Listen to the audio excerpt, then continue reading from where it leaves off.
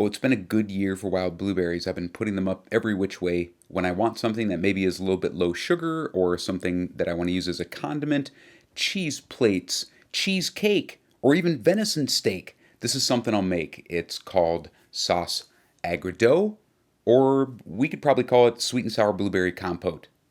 And you can do this sweet or savory. I'm going to do my best to kind of outline the all the different variations you can do here. If I'm going to do it savory, it's great with game like venison and game birds. I'm going to add some finely diced shallot.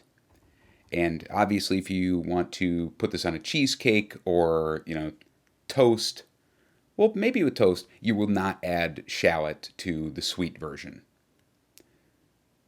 Then I'll take a little bit of duck fat and we're going to cook the shallot until it's basically tender. And it's okay if they get a little color on them. And if you want to do a sweet version, you would just start off by reducing vinegar in a pan. Just skip that shallot. And we're going to reduce that by about half. And I'm going to add some grated ginger.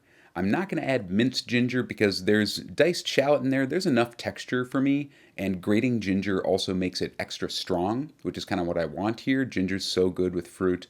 I add that to both sweet and savory versions. Then we add the blueberries. I'm going to add my wild blueberries here, and I'm going to mash them up with the back of a spoon. That's pretty important. If you don't crush the blueberries up, they keep their round shape and they have a tendency to just roll all over the place. So we want to have control over how we use this condiment. So we're just going to crush them gently with the back of the spoon.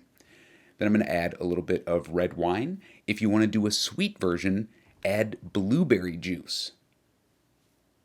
Then I'll add a little bit of lemon verbena.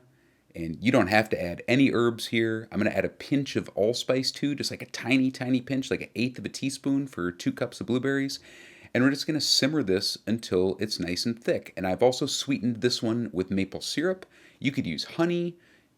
You could just use blueberry juice and have no sugar added if you want. And with fruit sauces, when I do savory versions of many different fruit sauces, black pepper, not pepper from like a shaker, fresh cracked black pepper has an aroma that works really well with dark fruit, especially blackcap raspberries, blackberries, blueberries. It's hard to describe why, but it's very good. So when I do a sweet version or when I do a savory version here, I'm going to add a reasonable amount of fresh cracked black pepper.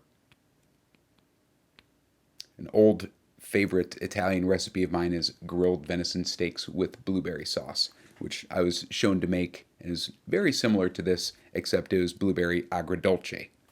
Now, you can cook this and have it be thick, like a compote. You can have it be nice and saucy.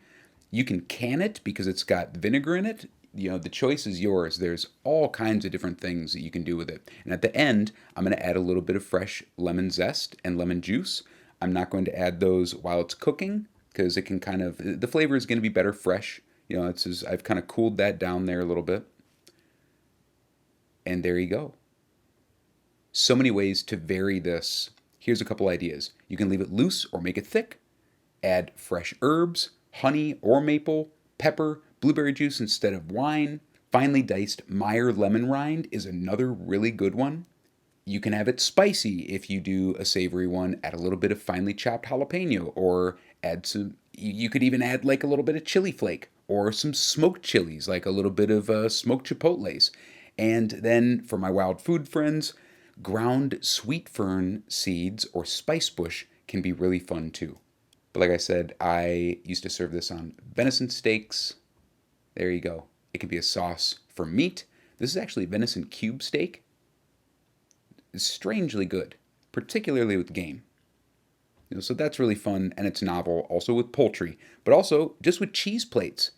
Put a dollop, keep some in the fridge, put a dollop on a cheese plate. That's with some goat cheese and some toasted black walnuts. Lots of things you can do with it. The full recipe is on my website. There's a link at the top of the video description for that. Thanks for watching.